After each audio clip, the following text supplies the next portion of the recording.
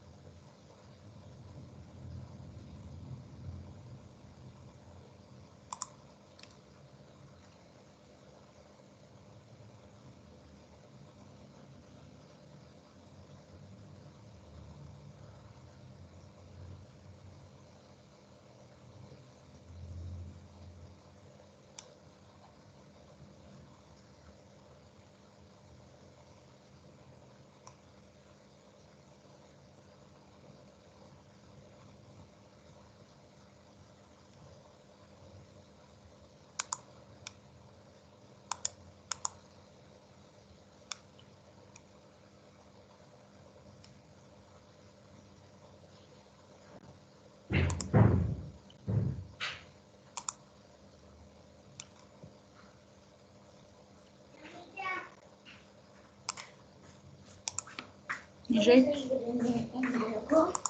¿qué quieres, mi amorcito? Bueno, quiero ser Jesús de aquí, venanito, porque no se caigan. A ver, espérame un ratito, hijito. Pero, ¿qué? Sí estoy esperando bien. Dame un minutito.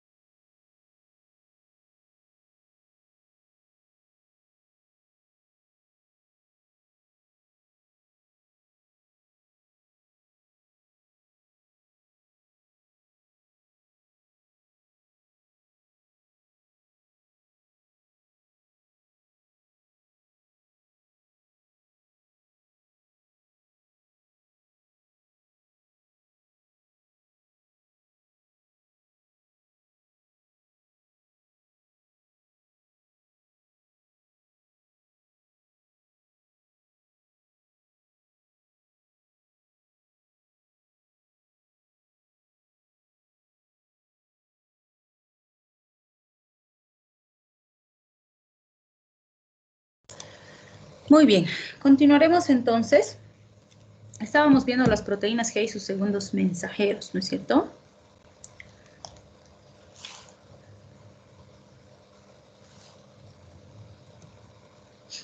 Bien, cuando hablamos de las proteínas G y sus segundos mensajeros, algo importante que debemos recordar es que estas van a servir en muchos puntos como señalizadores o como, si quieren, mecanismos por los cuales las sustancias químicas van a ejecutar sus respuestas.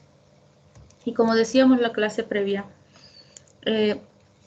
es un complejo proteico que va a actuar en coordinación con varios componentes y enzimas que van a activar distintos tipos de respuestas. Y las respuestas que pueden activar pueden ir desde algo tan sencillo como la apertura de un canal iónico y por lo tanto van a producir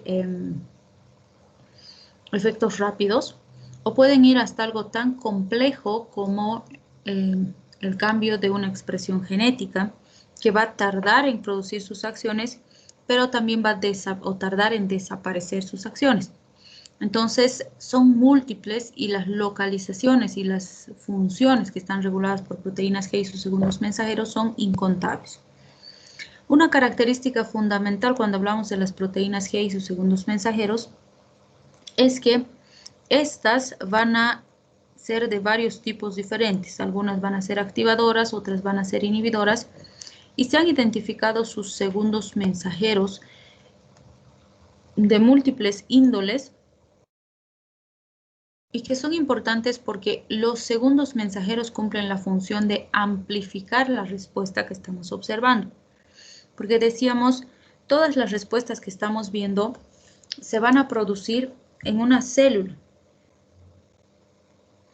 Lo que nosotros analizamos y vemos se va a producir en una célula.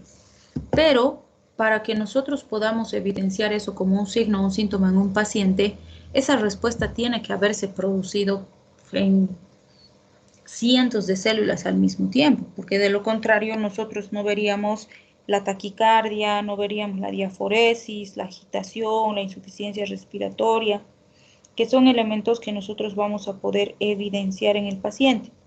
Y para que esas respuestas se produzcan en esa magnitud, se ha tenido que producir la activación de uno de estos fenómenos de forma sistemática, masiva, en un momento determinado.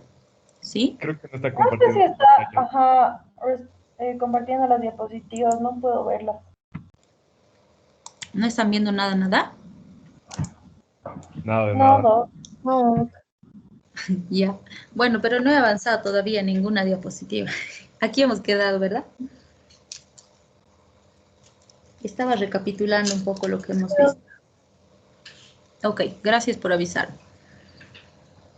Entonces, como decíamos, las respuestas que vamos a obtener van a ser gracias a los segundos mensajeros que van a amplificar esa respuesta que se produce a nivel intracelular. Y gracias a eso nosotros vamos a poder observar signos y síntomas en los pacientes.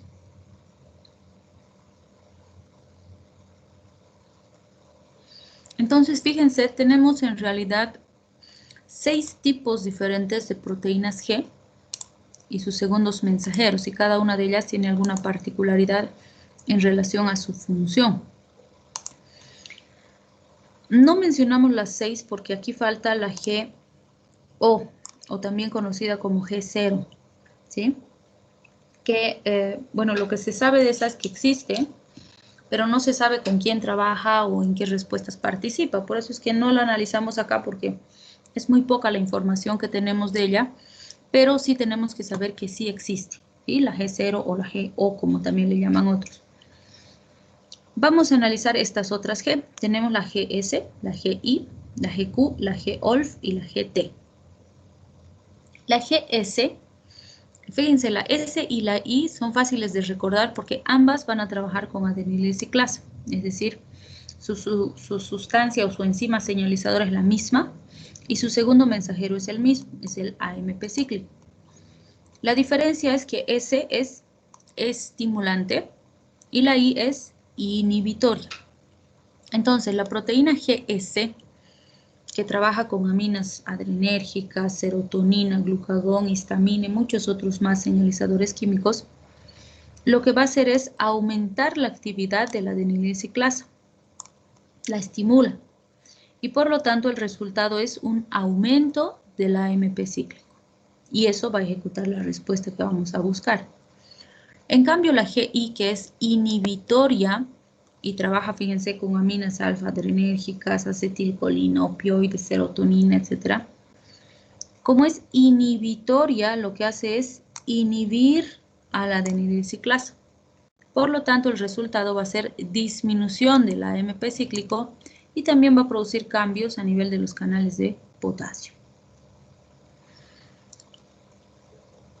La otra proteína G que vamos a conocer es la proteína GQ.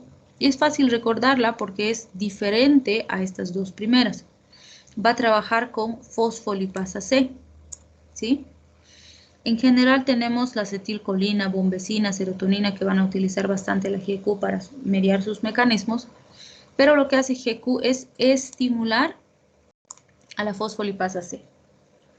Si estimula la actividad de la fosfolipasa C, el resultado es un incremento del IP3, el diacilglicerol y el calcio. Y eso nos va a producir la respuesta.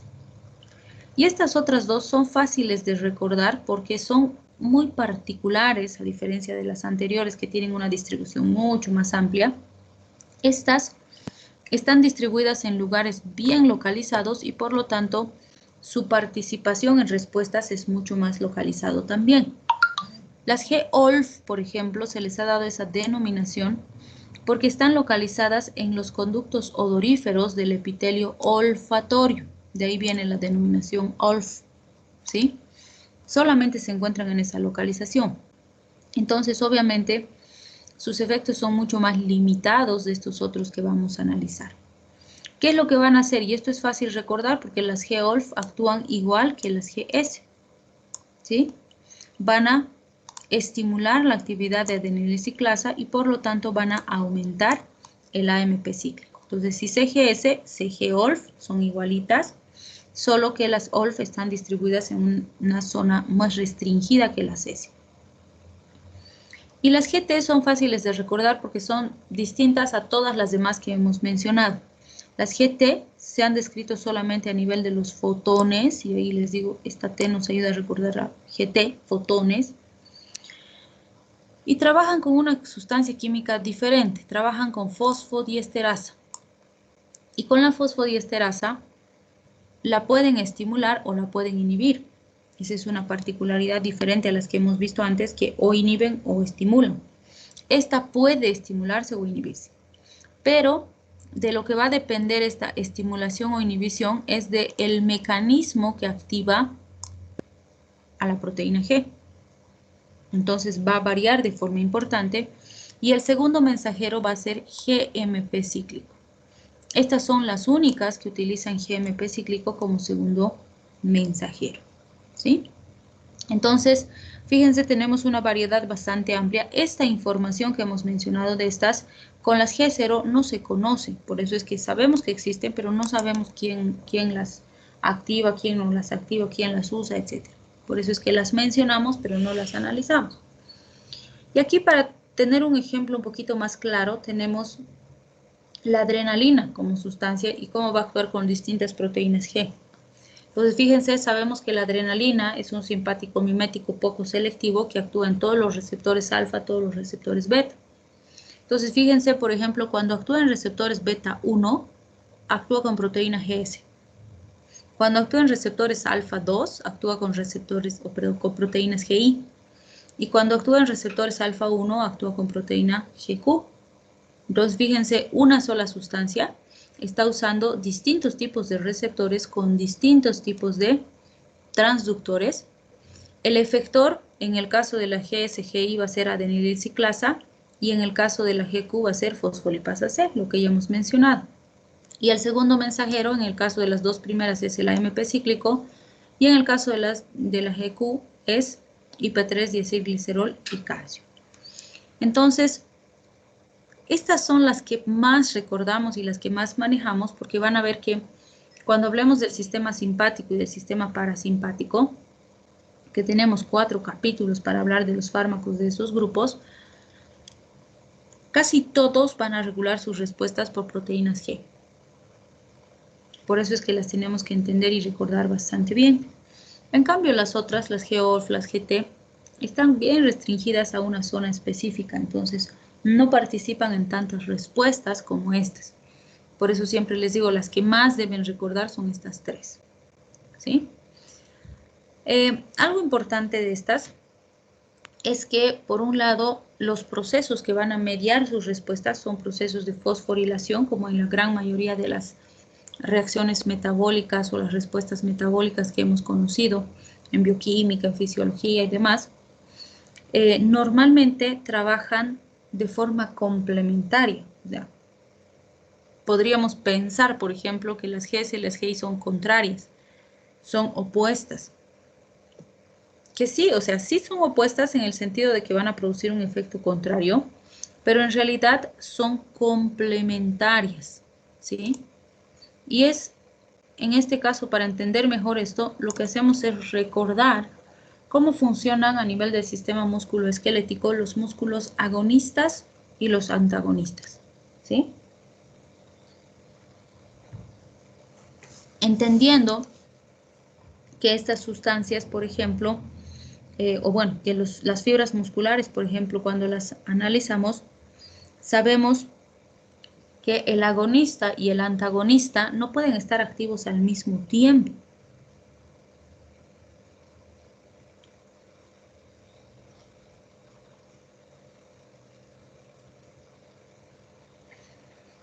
Porque de lo contrario, o sea, si pasara que ambos se contraen al mismo tiempo, tendríamos tetania, ¿no es cierto? Y no habría función.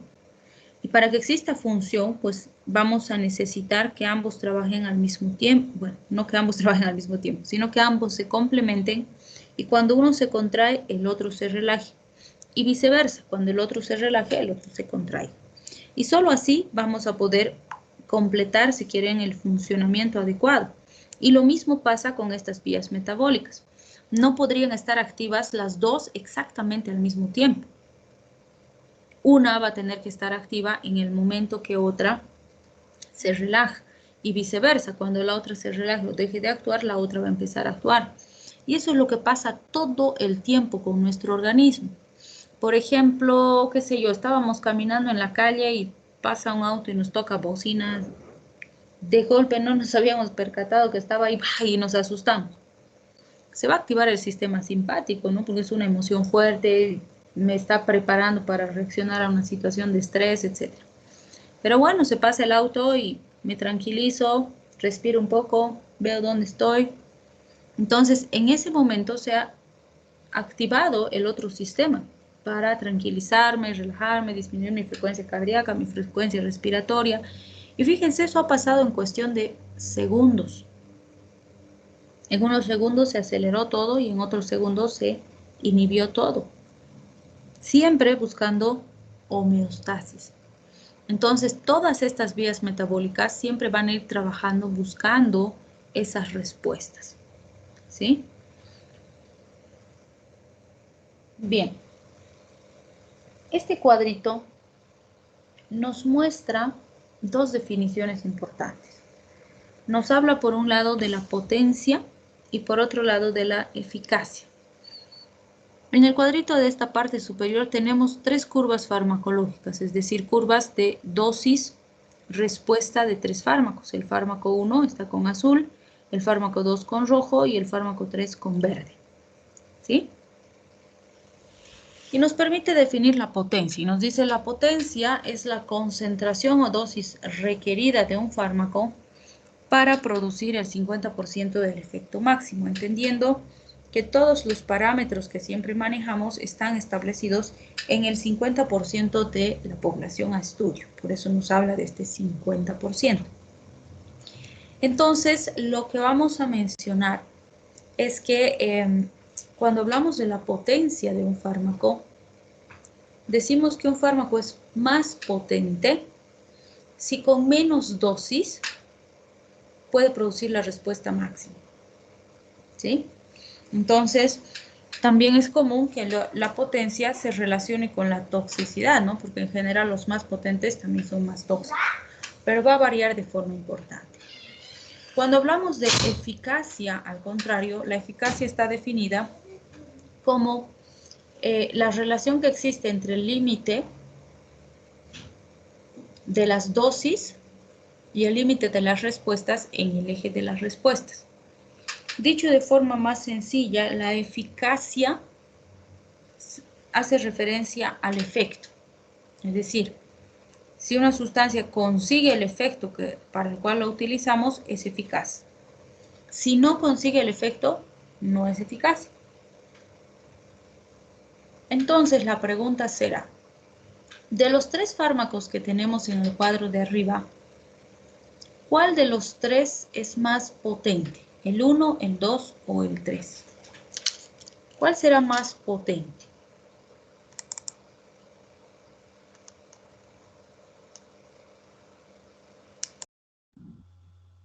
El 2, Doc. ¿Por qué? El 1, Doc. ¿Por qué el 1? Porque la dosis es menor, es menos cantidad de dosis, pero la respuesta llega al mismo porcentaje del 1 y del 2 también, digamos, pero la dosis es menor. Muy bien, entonces si nos fijamos el gráfico, como dice su compañera, el 1 y el 2, podríamos decir que están llegando al mismo punto del efecto, ¿sí? O sea, llegan a producir el mismo efecto. En cambio, el 3, su efecto está más o menos a la mitad de estos otros dos, ¿sí? Y en base a la definición que hemos dicho, hemos mencionado que uno de los elementos que medimos es la dosis. Y ciertamente el 1, para conseguir esta máxima respuesta, ha usado una dosis, mi línea está rechueca, una dosis inferior, no da mi pulso, una dosis inferior a la del 2. En cambio el 2, fíjense, ha usado una dosis mucho más amplia para conseguir la respuesta. Por eso es que decimos que en este caso el fármaco 1 sería el más potente, porque con menos dosis nos ha producido la máxima respuesta. ¿Sí? Muy bien. Ahora, de estos 3 fármacos, ¿cuál sería el fármaco más eficaz y por qué?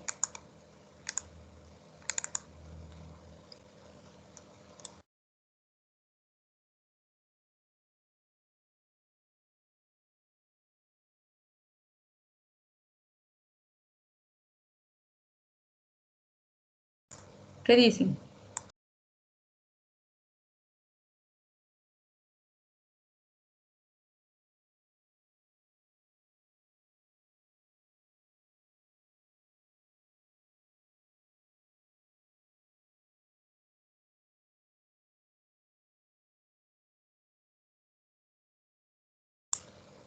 ¿Se han dormido? Podríamos decir, adelante, Adri. Podría ser el 1 y el 2 porque los dos llegan a su máxima y creo que la cantidad de dosis, digo, de tiempo es el mismo en comparación del 3 que no, digamos, no llega al 1 y al 2 en su respuesta máxima. Muy bien. Entonces, podríamos decir que el 1 y el 2 son igual de eficaces, porque como dice muy bien Adriana, ambos llegan a producir la misma respuesta. En cambio, el 3 produce la mitad de la respuesta, por decirlo así. Entonces, realmente no hay duda de que el 3 es el menos potente y el menos eficaz. Pero el 1 y el 2 son igual de eficientes, porque cuando mido solamente la eficiencia, solo me interesa el resultado. No cuantifico que si la dosis, si el tiempo, etcétera, sino que mido el resultado. Obviamente, si quisiera hacer la comparación y decir entre el 1 y el 2, ¿cuál es más eficaz en relación a la dosis o en relación al tiempo? Probablemente diga que el 1 es más eficaz porque con menos dosis y en menos tiempo produce la respuesta, ¿sí? Pero si estoy evaluando solamente eficacia, no es relevante el tiempo ningún otro factor. Lo único que me interesa es la respuesta. Si produce respuesta, es eficaz. Si no produce respuesta, no es eficaz. ¿Sí? Muy bien. Y ahora la pregunta más importante. Cuando estoy manejando a un paciente, ¿cuál es más importante? ¿La potencia o la eficacia?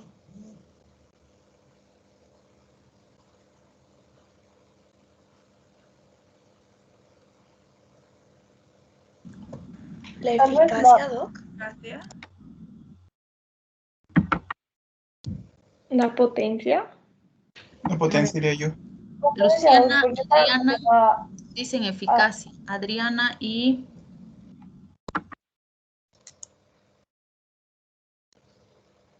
¿Quién era que ha dicho potencia? Luciana, ¿por qué le dices la eficacia? no, yo digo la potencia, porque tiene que ver en relación con la dosis, que la dosis igual puede determinar que un fármaco sea tóxico o no. Ya. ¿Y quién dijo eficacia?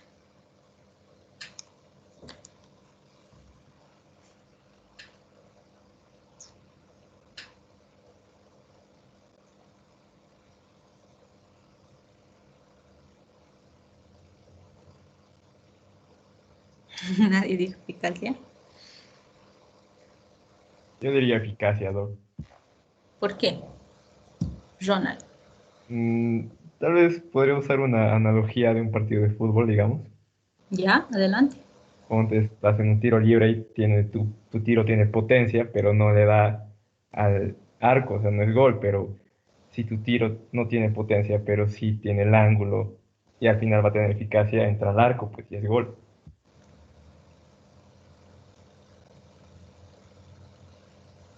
Muy bien. Entonces, les voy a poner un ejemplo.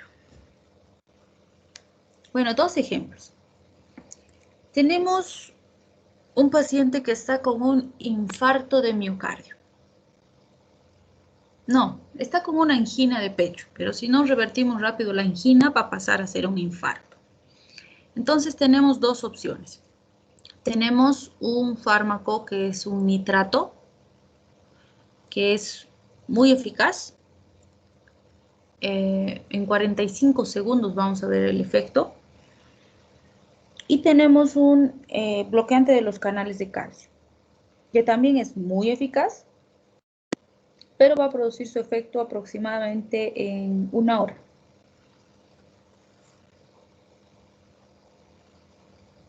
Y tenemos otro paciente que tiene artritis reumatoide. El que tiene artritis reumatoide necesita un fármaco que nos ayude a lentificar la progresión de la enfermedad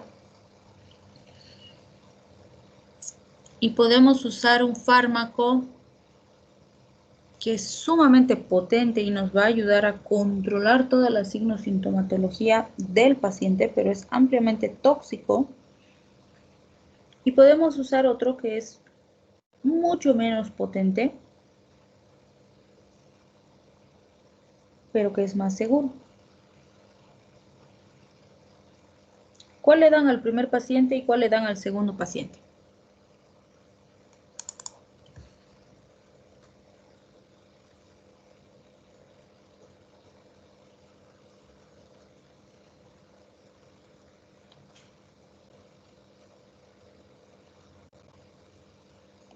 Al primero, Doc, el nitrato. ¿Por qué decides usar el nitrato? Porque se necesita revertir su angina de pecho y como usted dijo, el nitrato va a actuar más rápido. Muy bien. Entonces, fíjense en ese paciente, si yo buscara solo eficacia, o fuera más importante la eficacia solamente, podría usar indistintamente cualquiera de los dos, porque los dos son igual de eficaces. Ambos producen acción, pero uno produce acción en poco tiempo y el otro produce acción en un tiempo más prolongado, ¿sí? Y en este paciente necesito una acción lo antes posible, porque del tiempo depende que se me complique o no se me complique, ¿sí? Entonces, fíjense, necesito eficacia, necesito probablemente también potencia, pero uno de los factores determinantes es el tiempo. En el paciente número 2, ¿qué fármaco le daría? El que no tiene potencia, Doc, tal vez. ¿Por qué? Porque creo que la artritis reumatoide no es como que una patología de urgencia y aparte no va a tener efectos secundarios. Entonces se puede dar un fármaco que sea más seguro, porque al final de cuentas sí funciona, no sí va a causar una respuesta. Muy bien. Entonces, en el segundo paciente, no me interesa tanto la potencia, porque lo que me interesa más es la seguridad, ¿sí? Y normalmente decíamos los fármacos más potentes suelen ser más peligrosos o ser más tóxicos, pero los usamos justamente porque en el momento que los usamos, lo que nos interesa más es su potencia, ¿sí? Entonces la respuesta es ninguna, es más relevante. O si quieren, ambas son relevantes. Porque cuando voy a usar en un paciente, no puedo mirar solo la potencia o no puedo mirar solo la eficacia. Porque está bien conocer los conceptos de forma separada, pero al momento de aplicar un fármaco tengo que considerar ambas juntas, pero además las tengo que considerar en relación al tiempo, a la efectividad, a los efectos adversos, al riesgo de toxicidad y demás. Y lo que va a determinar cuál es más o menos importante en un paciente determinado va a ser lo que tenga el paciente y las necesidades del paciente. Por ejemplo, nuestro paciente que estaba con una angina de pecho necesita un fármaco que sea sumamente potente, sumamente eficaz, pero además que actúe lo más rápido posible. Porque de eso depende que se complique o no se complique. En cambio, mi paciente que tiene un cuadro crónico que no es una emergencia, necesita un fármaco altamente eficaz, puede no ser muy potente, pero que tiene que ser altamente seguro, porque no lo va a recibir una vez, lo va a recibir toda su vida, porque su enfermedad de base no se va a curar, ¿sí? Entonces, fíjense lo que siempre les digo, no hay recetas universales en farmacología. No hay fármacos que sean los mejores siempre. No hay fármacos que sean los mejores incluso en el mismo paciente. Porque puede ser que mi paciente ahorita por su angina de pecho necesite el nitrato para evitar que se convierta en un infarto. Pero cuando estabilice mi paciente, mañana que ya no esté con su angina aguda en una crisis, el nitrato ya no es el mejor fármaco para este mismo paciente. Porque el nitrato es muy potente, pero es muy peligroso. A largo plazo es terriblemente tóxico y peligroso. Entonces, para el mantenimiento de ese paciente, le voy a dar otro fármaco que no tenga tanta potencia, pero que sea más seguro, que no me produzca tolerancia, que no me produzca toxicidad, que no me produzca efectos adversos graves en el tiempo. Entonces, estos parámetros son sumamente útiles para entender las características de los fármacos, pero jamás van a ser uno solo de ellos importante en un paciente. Para cada paciente, en base al cuadro específico que está presentando, debo analizar qué me interesa más.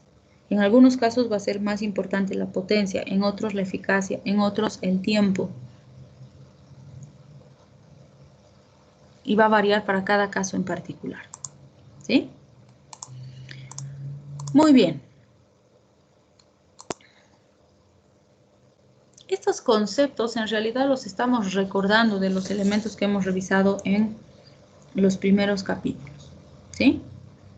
Cuando hablamos de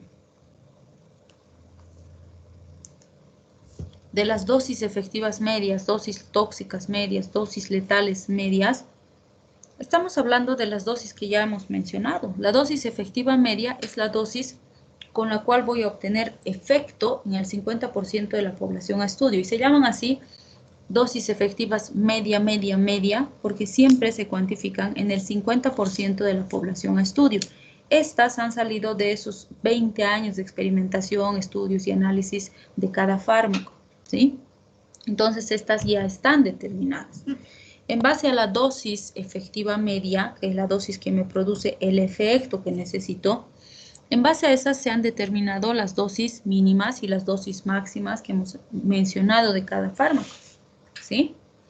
La dosis tóxica y la letal también ya las hemos definido. La dosis tóxica es con la que se muere el 50%, se intoxica el 50% de la población a estudio, y la dosis letal con la que se muere el 50% de la población a estudio.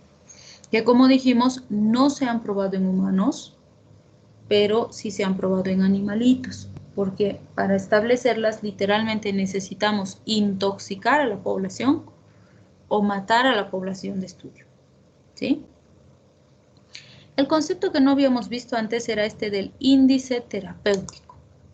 ¿Qué decimos del índice terapéutico? En realidad está directamente relacionado a las que acabamos de mencionar, porque el índice terapéutico hace una relación entre la dosis mínima y la dosis máxima, por decirlo así. Entonces, fíjense, nos dice, cuando yo agarro y le doy a un paciente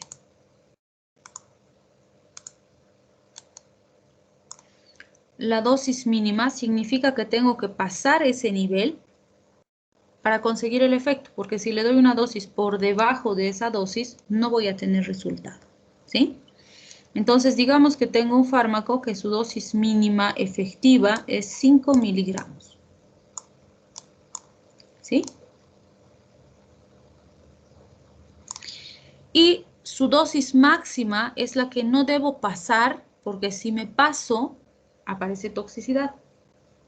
Entonces, digamos que de este fármaco, su dosis máxima son 1000 miligramos. Si me fijo, pues hay un abismo entre estos dos parámetros.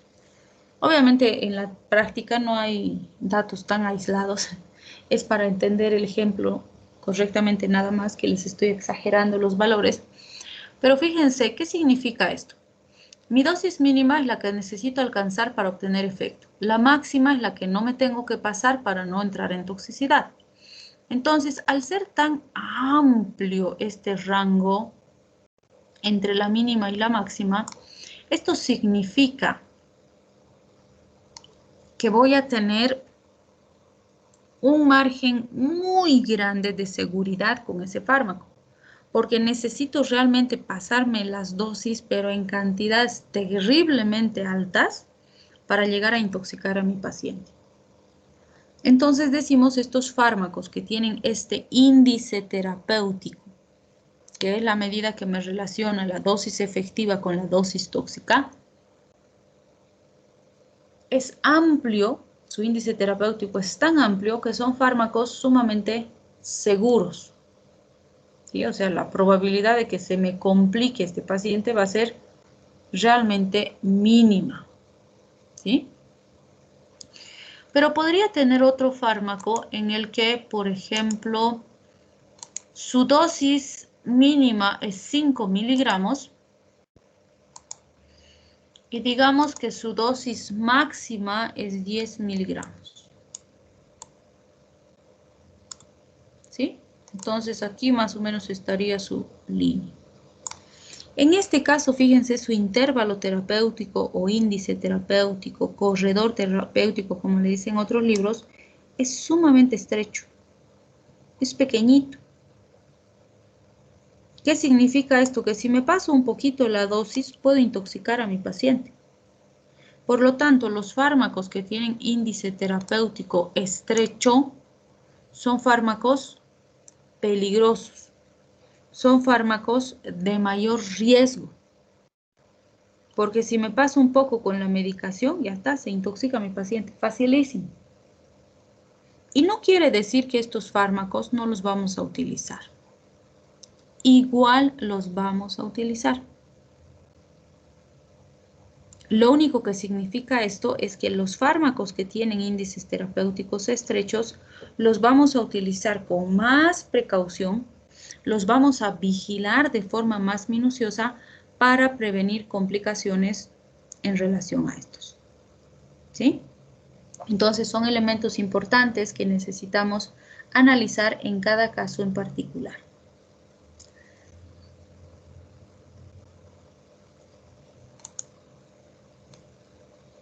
Bien, y aquí vamos a empezar a analizar algunos elementos importantes de respuesta individual que pueden determinar una respuesta diferente a la que estamos esperando. Es decir, hemos mencionado que, primero, todo lo que sabemos de los fármacos no es nunca y no va a ser nunca en el 100% de los fármacos.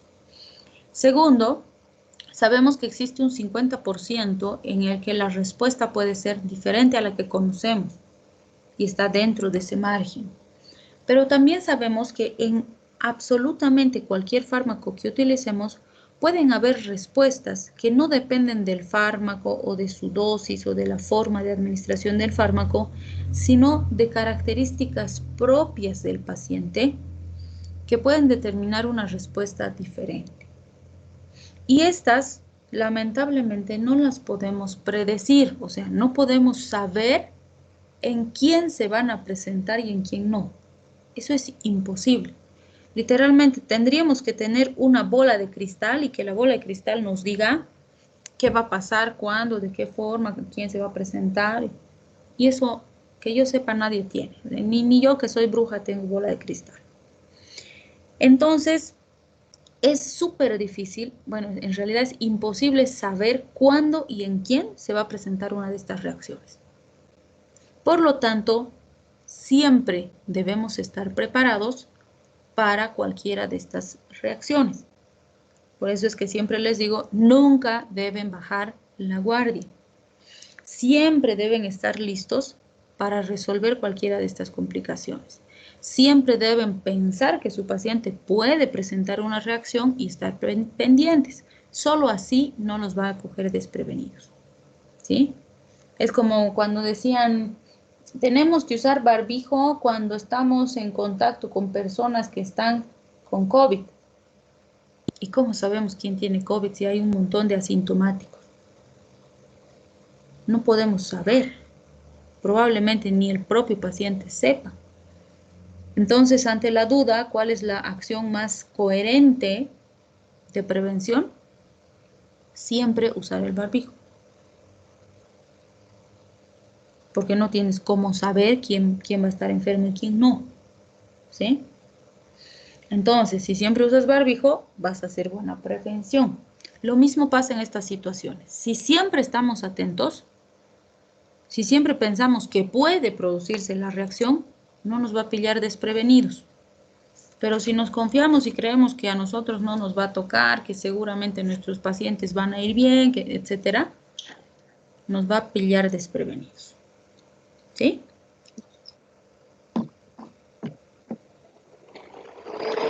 No sé qué hacer.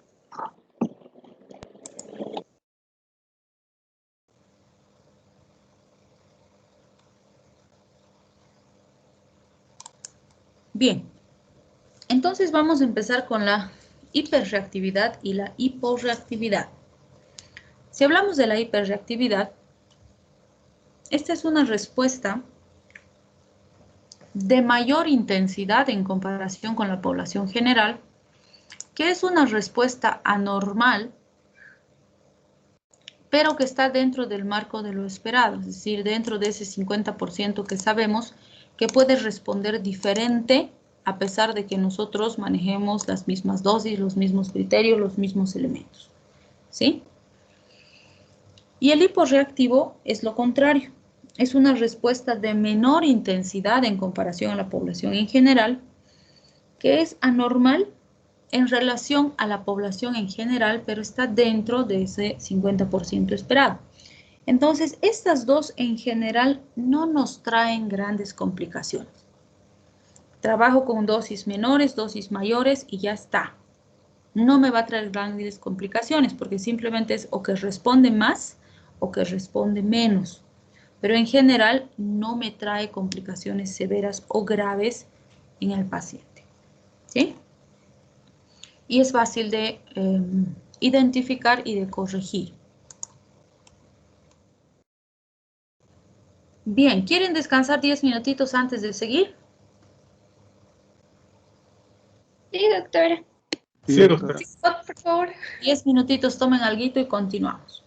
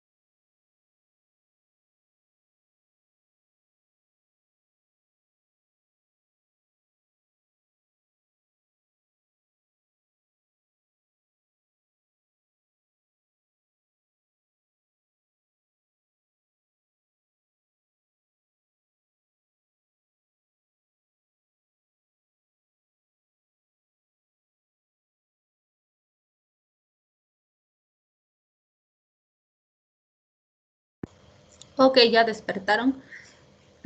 Continuaremos. Bien.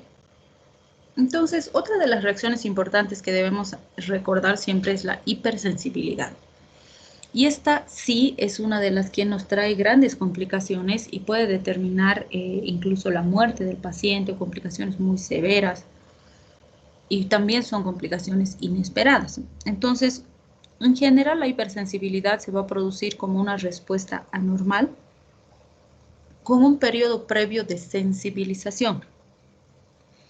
Y no depende de la dosis y está mediada por inmunoglobulinas. Obviamente, no significa esto que en todos los casos tiene que existir un periodo de sensibilización, porque también puede producirse una reacción de hipersensibilidad en la primera exposición que el paciente tiene a la sustancia, ¿sí? Pero cuando hablamos del periodo de sensibilización, nos recuerda que si el paciente ha presentado una reacción de hipersensibilidad, así sea leve a una sustancia X, la siguiente vez que se vuelva a exponer a la misma sustancia, la respuesta va a ser mucho más intensa. Justamente porque cada vez que se expone el paciente a la misma sustancia, el sistema inmune va a reaccionar más rápido y con mayor intensidad. Nunca debemos olvidar que el sistema inmune tiene memoria. Entonces, las respuestas de hipersensibilidad nunca van a tender a mejorar, siempre van a tender a empeorar con el tiempo. Por eso es que cuando hay antecedentes de reacción a un fármaco X, ese fármaco directamente no se debe utilizar, ¿sí? Porque la reacción va a ser peor, no va a ser mejor, ¿sí? Entonces, ¿por qué les digo esto? Si bien está establecido qué grupos farmacológicos tienen más probabilidad de presentar reacciones de hipersensibilidad, uno de los conocidos, por ejemplo, es el grupo de las penicilinas, ¿no es cierto? Pero eso no quiere decir que solo esos grupos pueden presentar reacción de hipersensibilidad, porque en general, si ustedes revisan la posología de todos los grupos farmacológicos, cualquiera de ellos puede presentar reacciones de hipersensibilidad. Lo que va a variar es que en algunos la probabilidad es mayor y en otros la probabilidad es menor, pero en todos existe. Y siempre les digo, es como la lotería. Aunque la probabilidad sea de 0.0000001% de que les toque, si les toca, pues. Entonces, tenemos que tener mucho cuidado con esta, porque esta sí puede determinar complicaciones severas e incluso la muerte del paciente. Van a escuchar mucho en nuestros hospitales y bueno, en general en los servicios de salud, que cuando le van a poner penicilina a un paciente le preguntan, ¿te han puesto alguna vez penicilina? Y el paciente dice, ese líquido blanco denso, no sé qué. Sí, ya me han puesto. ¿Y no has presentado reacción? No, nada. ¿Ok? Entonces no eres alérgico y le aplican sin hacer prueba de sensibilidad, siendo que es uno de los grupos de mayor riesgo de sensibilidad o de reacciones de hipersensibilidad. ¿Y por qué les digo esto? Porque no es una garantía que el paciente haya recibido el fármaco de que no va a haber una reacción de hipersensibilidad. Al contrario, si el paciente ya ha recibido el fármaco, ha tenido periodo de sensibilización, es decir, ha estado expuesto ya a la sustancia química. Y sí, cualquier persona puede reaccionar o hacer una reacción de hipersensibilidad a sustancias con las que ha estado en contacto toda su vida. Por decirles, ha estado en contacto 20 años y el año 21 hace reacción. Puede pasar. O ha recibido penicilina 1000 veces y la 1001 hace reacción. Entonces, no es una garantía el que el paciente haya recibido ya el fármaco. ¿Sí? Y aquí siempre recordamos un caso interesante que ha pasado en nuestro medio y que creo que todavía no se ha concluido porque el año pasado salió un informe de los avances, imagínense, y tiene más de 10 años este caso,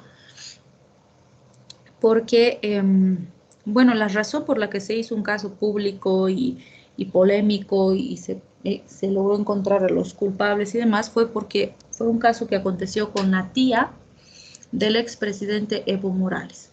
porque si no hubiera sido su pariente, probablemente hubiera quedado en la impunidad, ¿sí?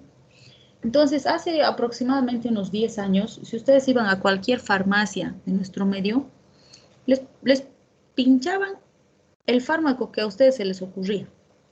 Es más, iban y le decían, ah, está mal mi garganta, que ya estoy mal no sé cuántos días. Ah, te pincharemos penicilina. Y la misma farmacéutica agarraba y le pinchaba. Ah, te pasaremos esto y agarraba y le pinchaba. ¿Sí?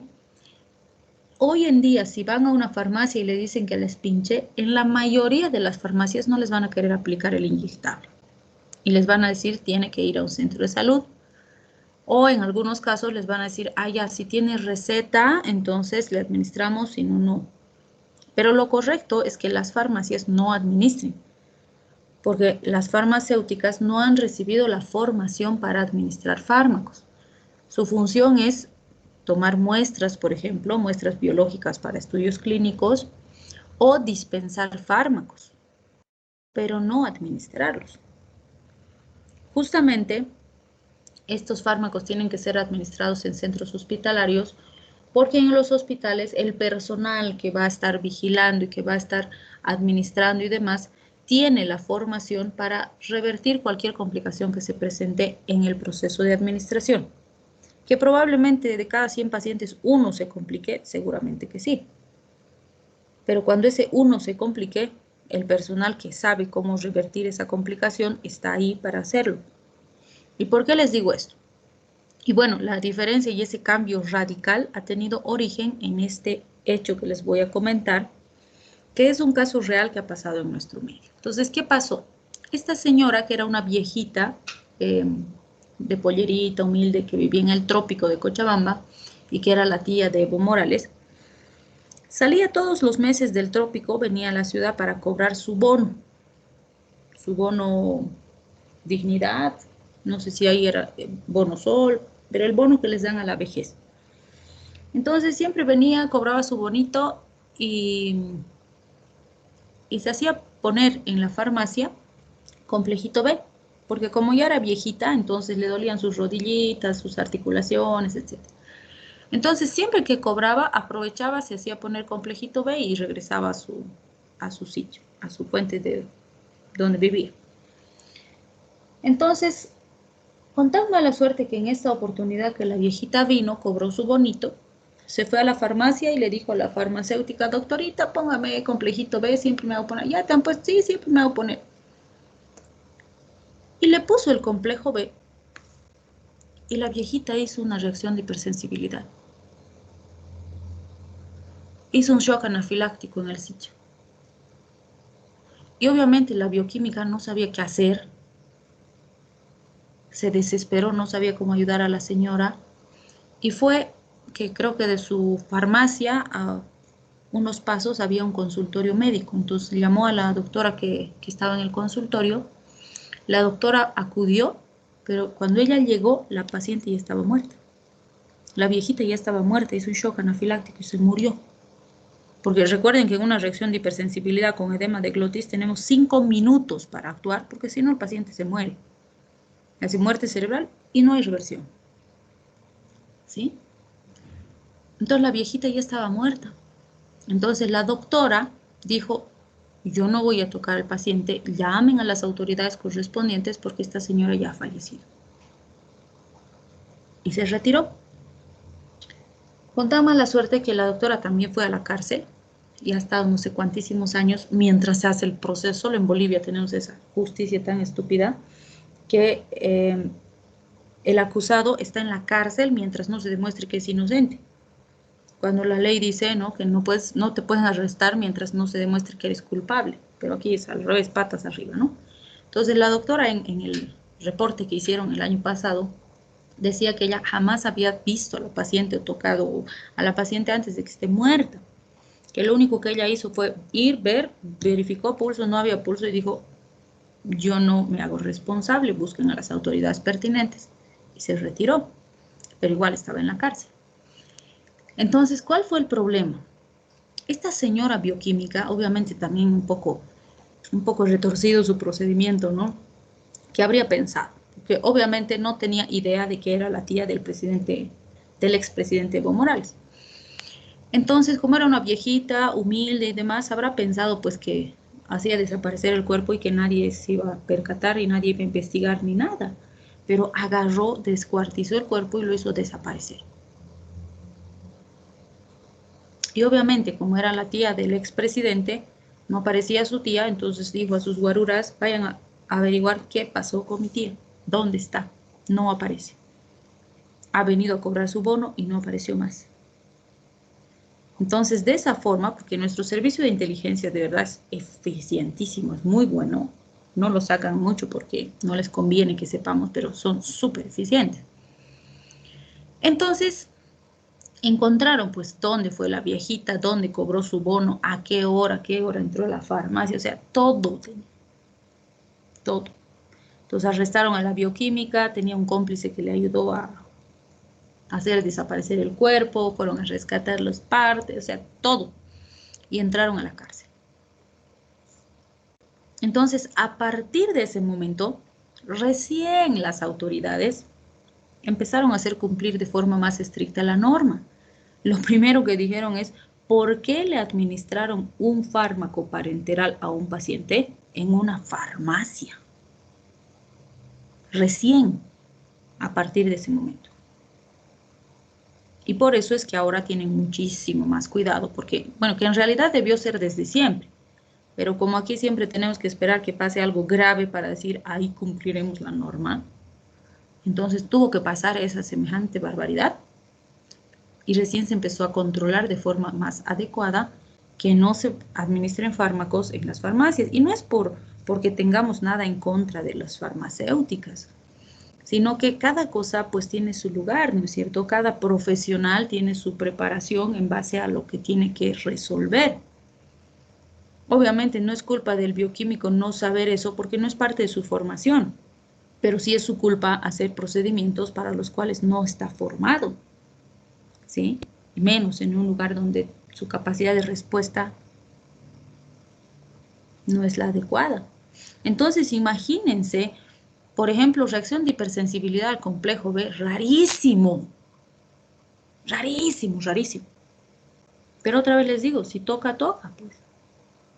Y para esos que son excepcionales y que aparecen cuando se les ocurre, tenemos que estar preparados.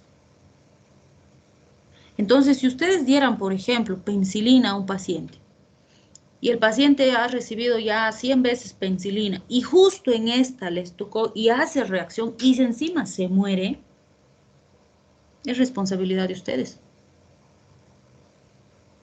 Porque en ningún libro dice que si ya recibió penicilina, entonces no va a hacer reacción nunca.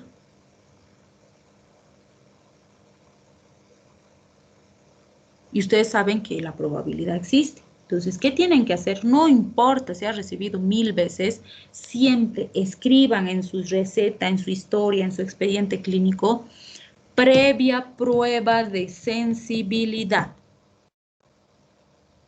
Si la enfermerita le dice, ¿te han puesto penicilina? Sí, ya, y le pone y hace reacción, es responsabilidad de la enfermera. Porque ustedes pusieron que se haga prueba de sensibilidad. Y obviamente no le podemos pedir al paciente prueba de sensibilidad con todos los fármacos que va a recibir. Con complejo B no van a ver nunca que nadie pida prueba de sensibilidad, porque es rarísimo que se presente ese tipo de reacción. En esos casos, si la reacción se presenta, tenemos que estar preparados para revertir ese edema de glotis y estabilizar al paciente. Y a partir de esa reacción diremos, este paciente es alérgico al complejo B, no puede recibir. Pero si no estamos listos o nos confiamos, nos agarra en curva y estamos fregados. ¿Sí? Entonces aquí siempre les digo, anoten, escriban todo, sean minuciosos, detallados en lo que hacen. Porque si se presenta cualquier complicación, el único respaldo que tienen ustedes es todo lo que han anotado.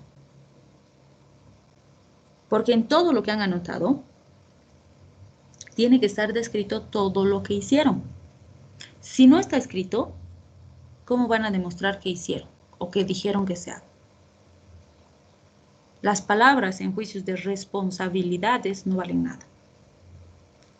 Por eso siempre les digo, nosotros manejamos documentos médico-legales. Desde la receta que dispensamos al paciente hasta los expedientes, las historias, las carpetas, tienen que estar pulcras, bien llenadas, completas, etcétera, porque ese es el único respaldo que tenemos de nuestra profesión. Porque siempre les digo, aquí nuestra profesión es maravillosa, la medicina es hermosa, pero es peligrosa. Porque es impredecible. No es una materia exacta. Aunque ustedes hagan todo perfecto y lo hagan muy bien y sean,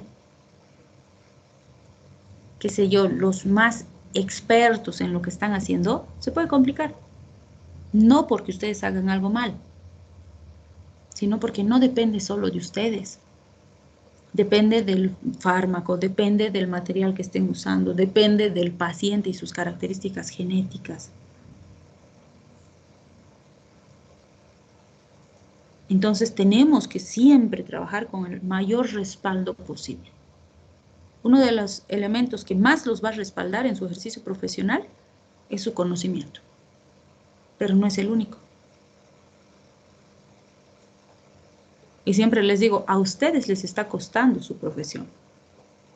No solo costo económico, inversión de tiempo, sacrificio. Ustedes dejan de hacer muchas cosas porque tienen que estudiar, porque tienen examen, porque tienen trabajo, porque tienen clase. Nadie les está regalando su título. Por lo tanto, ustedes tienen la obligación también de cuidar ese título. Porque cuesta. ¿Sí? Y sobre todo, al haber decidido estudiar medicina, ustedes han decidido entrar en un área en el que se trabaja con la vida de las personas. Sus errores pueden costar la vida de alguien. Por lo tanto, tenemos que tratar de evitar en la mayor medida posible cualquier error. Y a pesar de eso, nunca estamos exentos de riesgo.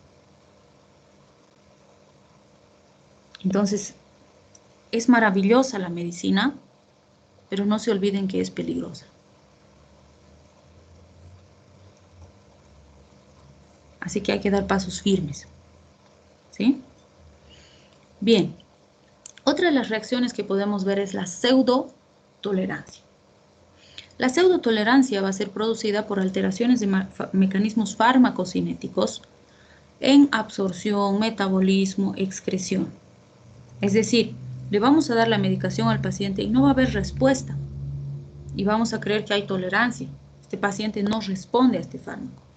Pero en realidad está bien el fármaco, está bien el diagnóstico, respondería bien el paciente, pero el problema es que hay algún elemento que está evitando que el fármaco produzca su acción. Por ejemplo, puede ser que no se absorbe correctamente, porque el paciente tiene un parásito en el ribete, en el cepillo, que lo ha aplanado completamente en el intestino y justo por ahí se absorbe mi fármaco. Entonces, como el fármaco no se absorbe, no hay efecto. Pero no es que el fármaco sea malo o que haya tolerancia al fármaco, sino que como no se absorbe, no llega a su sitio de acción y no produce efecto. Si corrijo esa alteración cinética, en general voy a tener buena respuesta.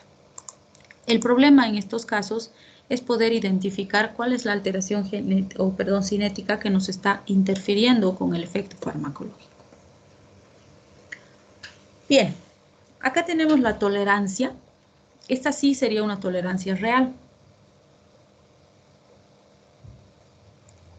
En este caso vamos a ver que existe una resistencia anormal a dosis usuales y que podría estar comandado por características genéticas. Es decir, en estos casos empiezo a usar el fármaco y no voy a tener buen resultado.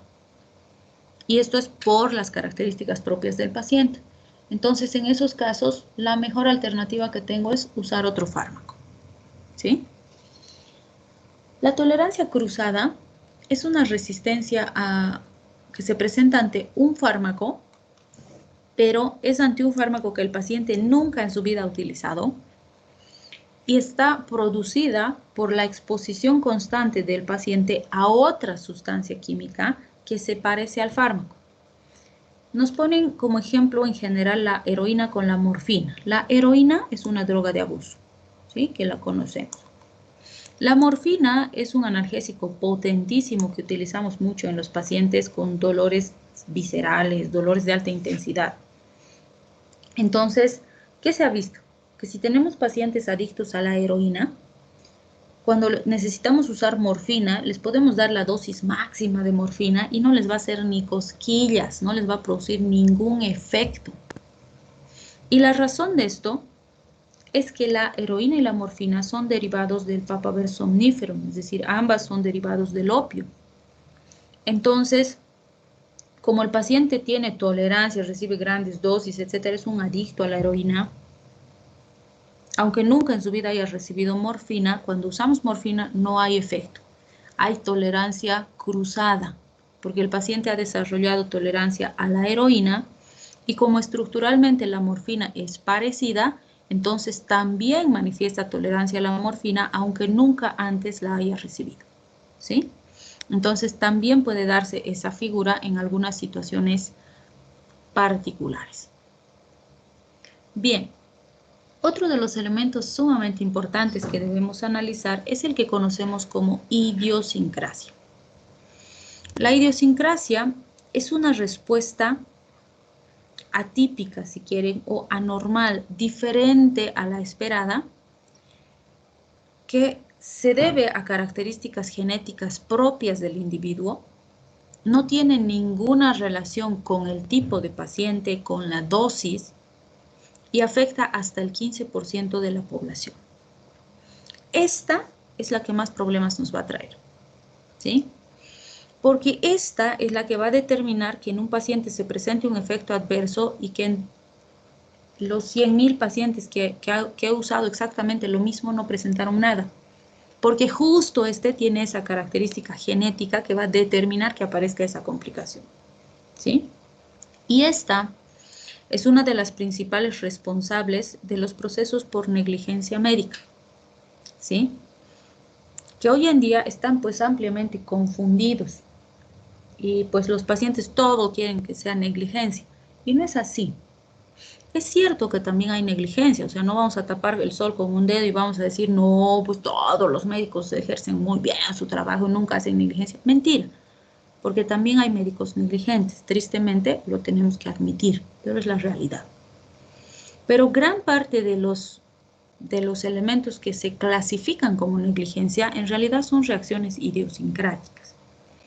Entonces acá siempre les comento el caso de una colega pediatra que bueno, además me gusta porque en algunos de mis estudiantes de artes marciales que estudian derecho, alguna vez que comentábamos casos de medicina legal, me dicen que cuando llevan medicina legal usan este mismo caso para hacer el análisis de estos elementos, ¿no? Entonces yo, perfectísimo, porque nosotros también usamos en medicina. Entonces, es el caso de una pediatra, y era una excelentísima pediatra.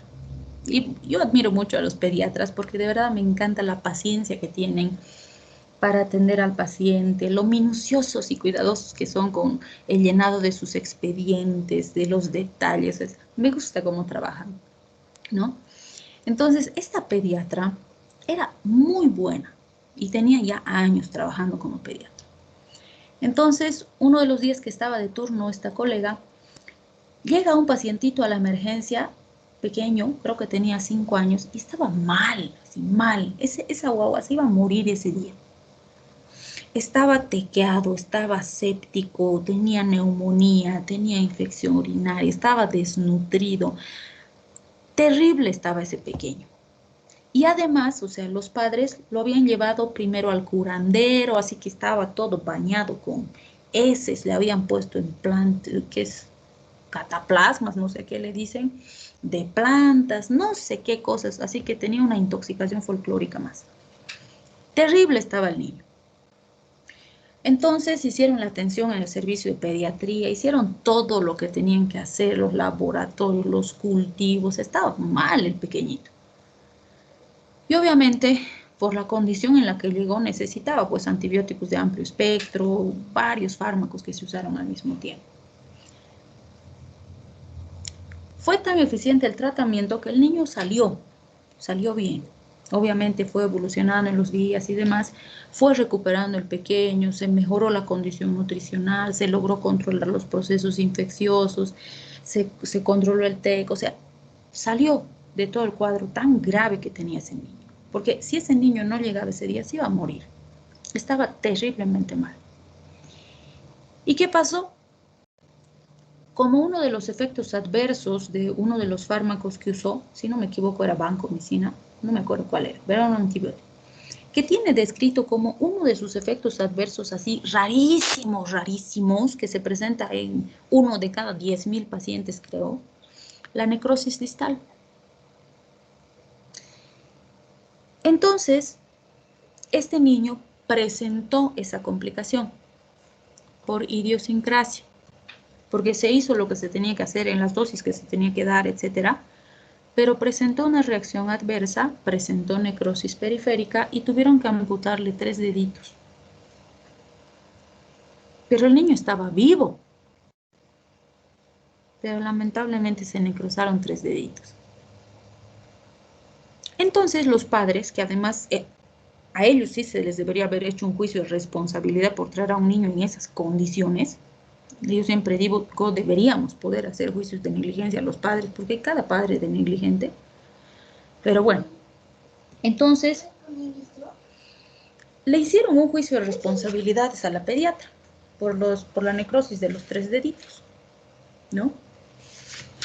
Así que empezaron a tratar de argumentar que era responsabilidad de la pediatra, que era negligencia, que por su culpa se habían necrosado los 3 deditos. Y bueno, el juicio iba avanzando, ¿no? Y en el proceso se iban desestimando las explicaciones que daban los de la acusación, por decirlo así, los padres, en contra de la pediatra, porque primero decían que seguro que le han puesto el fármaco en una arteria, ¿no? Entonces explicaban que anatómicamente, que es imposible, que la necrosis hubiera sido inmediata, todas las cosas. Entonces iban descartando sus hipótesis. Pero en uno de esos momentos agarraron y pusieron como argumento la forma de administración del fármaco, porque encontraron en algún lugar que obviamente que la administración tiene que ser lenta y diluida, porque si no el riesgo de efectos adversos es mayor, bla, bla, bla. Entonces, el problema fue que, o sea, la pediatra sí dijo que se administre lento y diluido, la enfermera que tenía no sé cuántos años de experiencia sabía, y siempre se administran estos fármacos lento y diluido, ¿sí? El problema fue que no lograron demostrar que se administró lento y diluido, porque en ninguna parte del expediente, en las indicaciones, en las evoluciones, en los reportes de enfermería, en ningún lado estaba escrito lento y diluido. No estaba escrito. Y por esa estupidez, disculpen, perdieron el juicio. Y perdió la doctora, le quitaron su título, y pagó indemnización, la mandaron a la cárcel, o sea, terrible. Y yo siempre les digo ahí, ¿no? Por esa estupidez. Por eso les reitero, escriban todo, escriban. ¿Cómo por eso va a perder el juicio? Y era absolutamente injusto, porque eso no es negligencia. Esa doctora no tenía cómo saber que justo en este niñito iba a aparecer esa reacción idiosincrática, o bueno, por sus características idiosincráticas, se iba a presentar ese efecto adverso. No tenía cómo anticipar eso. Y la doctora le salvó la vida a esa guagua. Ese niño se iba a morir si no llegaba ese día. Pero perdió el juicio. ¿Se dan cuenta? Por eso es que tienen que anotar todo. Por estas reacciones idiosincráticas nos pueden complicar. A pesar de que nosotros hayamos hecho todo bien, todo como debíamos hacer, nuestro pacientito se puede complicar por sus reacciones idiosincráticas, porque estas no las podemos predecir.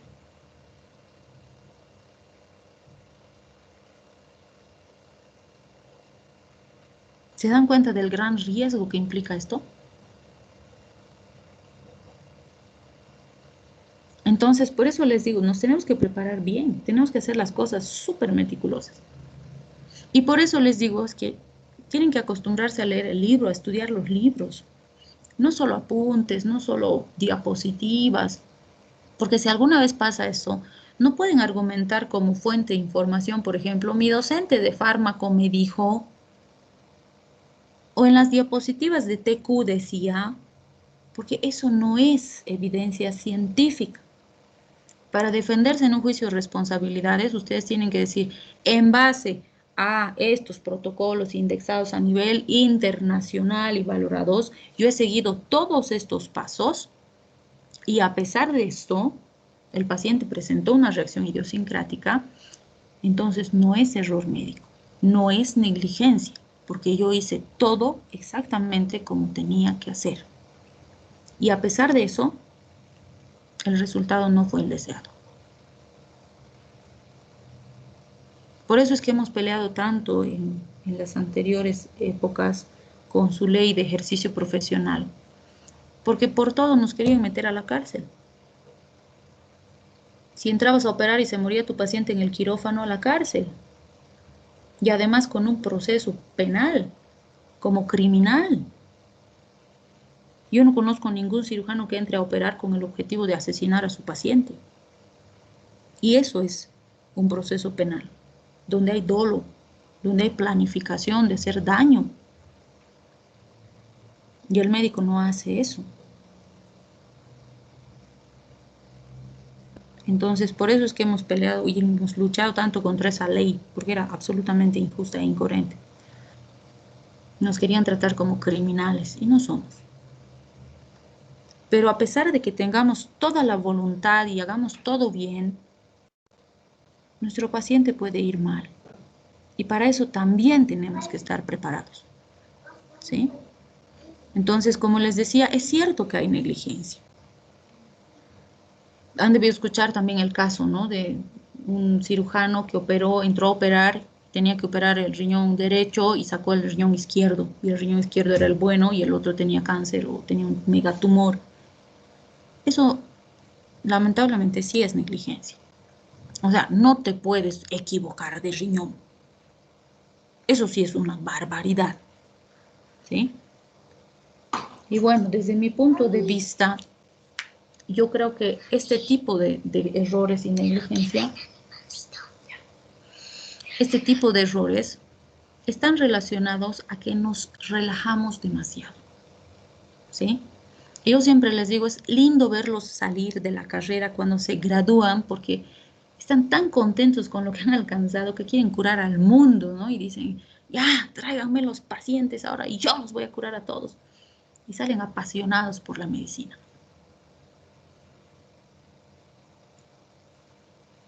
Y siempre les digo, esa pasión no la tienen que perder. Porque cuando dejamos de ser apasionados de nuestra profesión, ahí nos equivocamos. ¿Cómo un cirujano se puede confundir en el lado que tiene que operar? Si se supone que el cirujano tiene que haber valorado al paciente, valorado los estudios del paciente, revisado al paciente, haber hecho su plan quirúrgico antes de operar. Entonces, si ha hecho todo eso, es inadmisible pues que se equivoque y no se va a equivocar de lado. Pero ¿a qué nos estamos acostumbrando? Y bueno, en sus rotes, que creo que ya están empezando a retornar, no me van a dejar mentir. Llega el jefe de guardia y, a ver, interno, contame qué tiene tu paciente. A ver, residente, ¿qué vamos a operar? Y eso está terriblemente mal. Porque primero, el interno no tiene responsabilidad porque se está formando. El residente, si bien ya es un médico formado, se está formando en la especialidad. Tampoco tiene la misma responsabilidad que el jefe. Y el paciente es el paciente del médico de planta. Entonces no puede ser que el médico de planta no revise a su paciente. Yo les digo, es tan triste que muchos pacientes en nuestros hospitales creen que su médico tratante es el interno, porque al interno es al único que ven. El interno va, el interno lo valora, el interno lo cura, el interno le da sus indicaciones. Y no conocen a su jefe, a su médico tratante, al jefe de planta o al médico de planta. Y eso está terriblemente mal.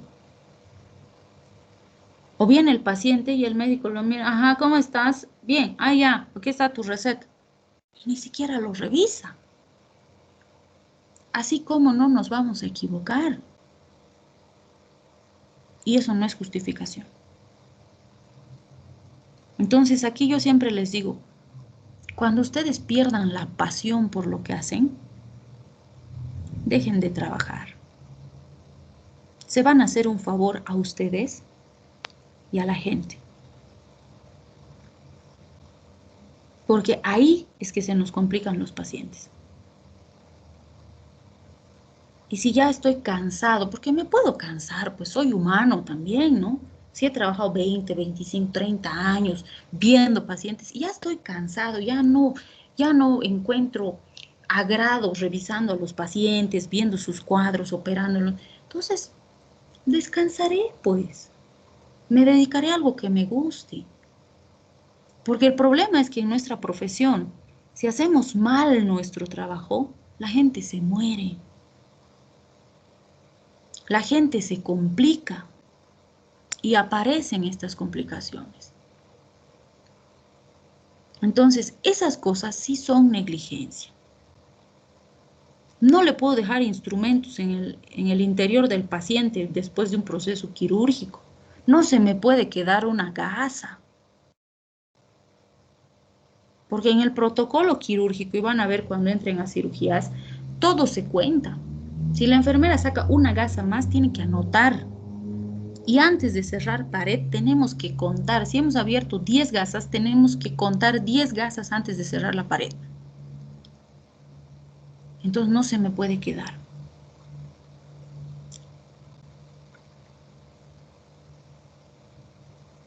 Y tristemente, siempre les digo, sí hay médicos que hacen barbaridades. Y bueno, sí, tenemos que ser un poco drásticos con eso, es cierto, sí, porque no es correcto. Pero hay médicos que dan lo mejor de sí y les hacen procesos por negligencia y encima pierden. Eso no es justo. Pero a ese mundo es al que se van a enfrentar cuando salgan. Por lo tanto, su mejor herramienta, les vuelvo a decir, es su conocimiento. Imagínense estando lo mejor posible preparados, sabiendo todo lo que tienen que saber, existe riesgo. Imagínense si medio saben o no saben. El riesgo se duplica, se triplica, se cuatriplica.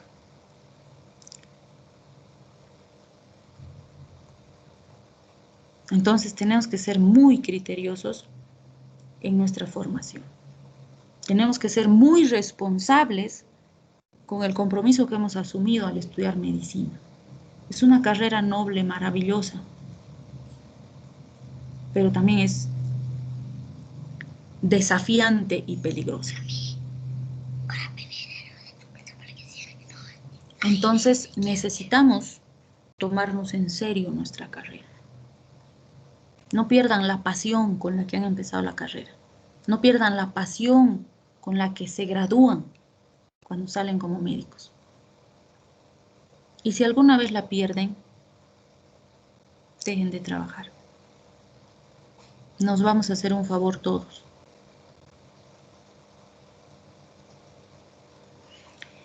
Bien, vamos a quedar ahí. No les voy a llamar listita porque ya estamos al límite y tengo que empezar otra clase. Pongan por favor su asistencia cada uno en el chatcito, de ahí voy a tomar la asistencia y el lunes continuamos, ¿ya? No se olviden trabajar, ir adelantando un poquito sus investigaciones. El lunes vamos a volver a darle una miradita. Idealmente el lunes tendríamos que estar con objetivo general y objetivos específicos bien trabajados. Si estos ya están bien, empiecen a trabajar con el marco metodológico. ¿Listo? Cuídense, tengan una linda tarde. Hasta luego, buen fin de semana. Gracias, vaya muy bien. Gracias, Doc. Nos vemos. Gracias, Chao. Si hay papás en el grupo, feliz Día del Padre. Cuídense mucho, consientan a sus hijos y que los consientan a ustedes. Nos vemos el lunes. Chao, chao. Hasta luego. Gracias, Doc.